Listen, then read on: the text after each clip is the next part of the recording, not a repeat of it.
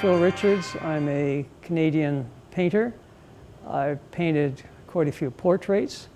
One of the portraits I painted in the last decade was the Diamond Jubilee portrait for Queen Elizabeth II. This exhibition at PAMA is actually quite a thrill for me because it's the kind of show I've dreamed of for many years.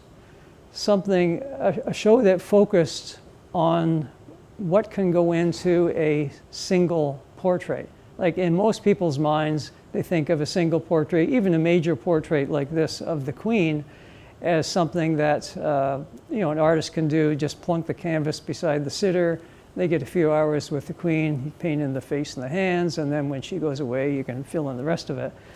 The reality is that a painting can be very much like, say, designing and building a house, like the way an architect works, where the architect comes up with an idea for the house. They'll do some thumbnail sketches. They may do some models to explore the volumes of this building they want to build. And then bit by bit, the details start to come into this concept of what they want the house to be. And they'll do more drawings, they'll do finished drawings, and then they have to start to dig the hole in the ground to put the foundations in. And that whole, it's a multi-layered and multi-level process that the architect has to do to get the finished product. Every painting I do, whether it's a portrait or not, I approach it as a painting. And sometimes that painting happens to be a portrait. Sometimes it's still life, sometimes a landscape. But first and foremost, I approach the task as the attempt to make a lasting work of art that again happens to be a portrait. And even in conversation with the Queen, I told her that I felt that my main goal, even with her portrait, was to make a painting that could outlast our lifetimes, but that was also happened to be a portrait of an important person in the form of the Queen.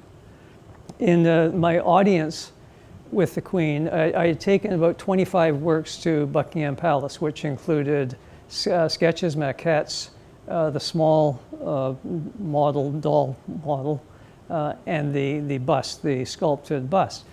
And I did with her, I did a kind of lecture to carry her through that whole process.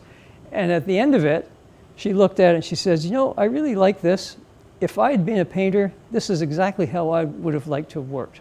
So I took that as not only as a compliment, but I took that as meaning that her artistic sensibility was in tune with mine, in that she liked this very kind of rational, step-by-step, a kind of experimental approach to crafting this image, like piece by piece.